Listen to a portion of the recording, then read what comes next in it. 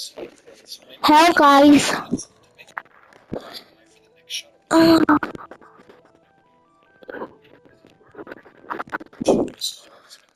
I made this. Oh,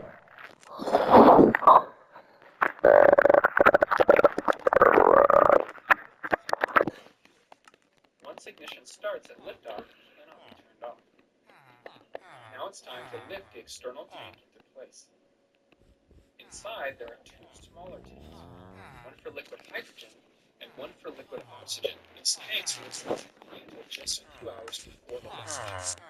At room temperature, hydrogen and oxygen are both gases which take up an enormous amount of space. But if we put them at extremely cold temperatures, they will turn into liquids and we will put a lot more fuel inside of the tanks. The liquids from each tank will flow through pipes down to where it will connect to the orbiter. This side is for the liquid hydrogen, and this side is for the liquid oxygen. Once the orbiter is ready, it was then transferred from the OPF to the VAB. This was referred to as a roller. The orbiter was then hooked up to a crane, carefully lifted up, moved over to the high bay, and then mounted inside of the external tank. The fuel and electrical connections are attached to the bottom of the orbiter. There is also another attachment point up at the top. Once this is all ready to go, we need to move it to one of the launch pads, which are roughly 5 kilometers away. This is referred to as the rollout.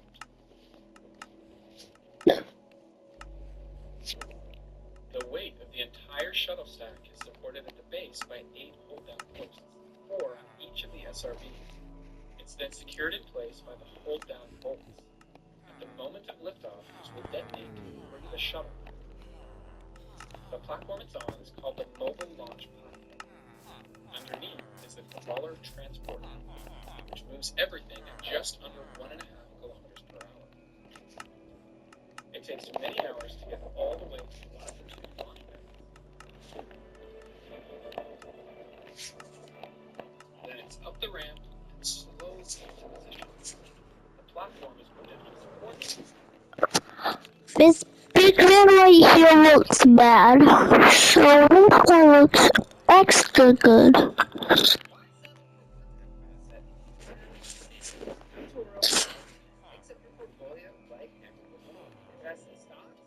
Gavin and crypto, and explore options, all from one intuitive platform. Confidently take control of your financial ecosystem. Secure, reliable, and trusted by millions worldwide. Unlock your potential.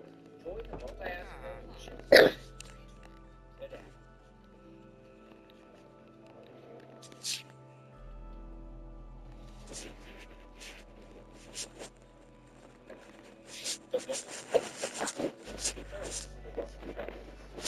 The three main engines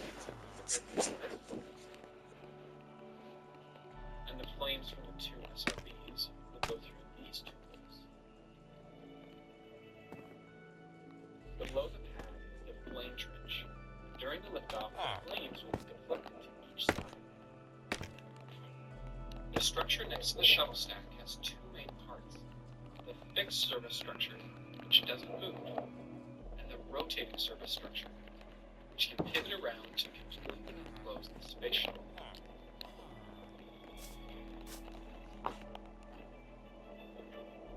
Sometimes the payloads were loaded here in the vertical position, and other times they were loaded before this when the orbiter was on the ground at the OPF. The fixed service structure has a lightning mast on top, and then 3 service arms. 2 of them are vent arms, which will collect excess hydrogen and oxygen from the external tank. This is the gaseous hydrogen vent arm, with the ground umbilical carrier plate at the very end. At the top is the gaseous oxygen vent arm. Because the fuels are so cold, the beanie cap is really important to prevent ice buildup at the very top. The third arm is called the orbiter access point. At the end of it is the white arm.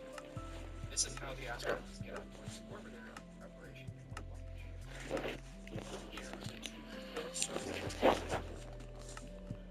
There are connections to each side of the orbiter, On the day of the launch, this is where the fuel will come in to fill the large external tank.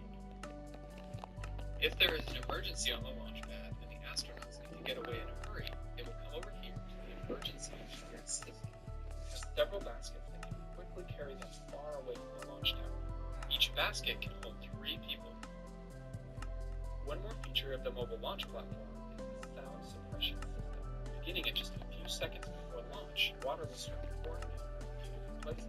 This will limit the sound shockwaves from bouncing back up and damaging parts of the space shuttle as it leaves the ground.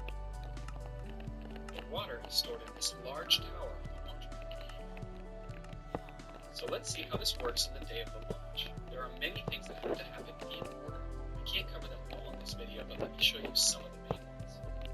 At T-minus 5 hours and 35 minutes before launch, fuel begins loading into the external tank.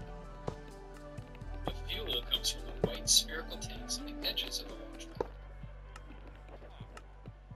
Remember that the SRBs already have their solid fuel inside of them. At T-minus 3 hours, the astronauts leave for the launch pad and begin to enter the orbiter vehicle. Since the shuttle is vertical on the launch pad, all of the seats are in a laid-back position. Most missions had 7 astronauts, 3 in the middeck and 4 in the flight deck.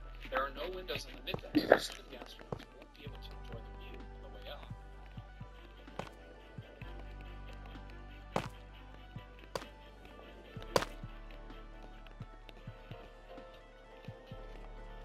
Leaders of the future have to face 2 challenges. It requires them to think both about how do we need to adapt our strategy given how change so fast. Think about like climate change, stakeholders, and social movements. It also requires both leaders to think, to reflect, and need a organization to adapt to those changes in the future. Our executive development program is really designed to bring those 2 challenges to life. We want our participants to experience a holistic approach to every tool and every data point they need to make critical decisions. Participants in a way with a toolkit that they can apply right away to their everyday functions. They now have the knowledge, they all have the ability to make decisions happen, and not only more effectively, but also more efficiently than they would have before.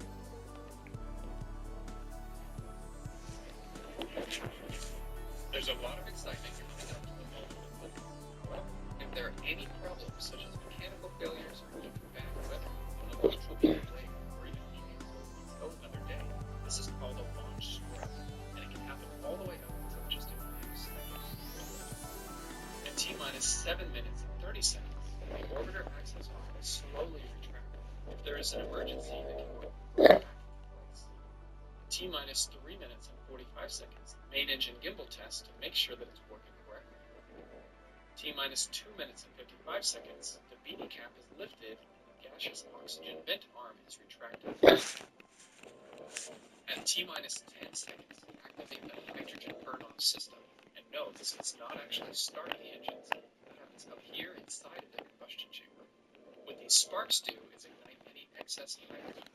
This hydrogen can cause an unexpected explosion at launch if it isn't taken care of.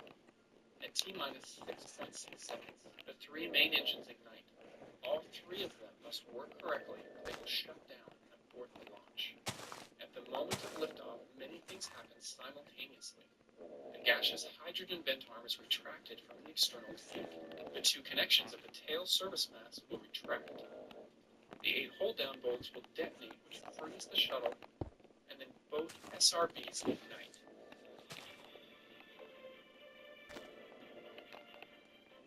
For their journey into space, the shuttle is mostly flown by the autopilot.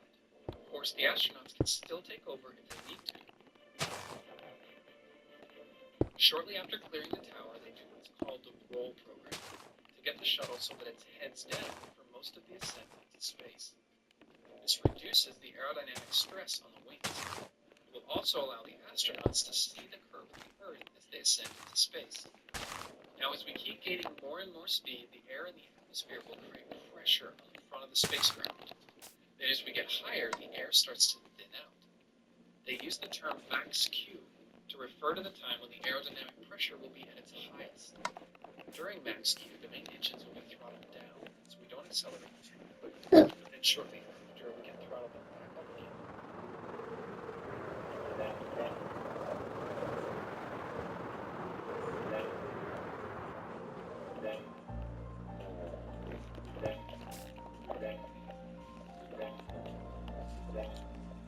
Alright guys, goodbye.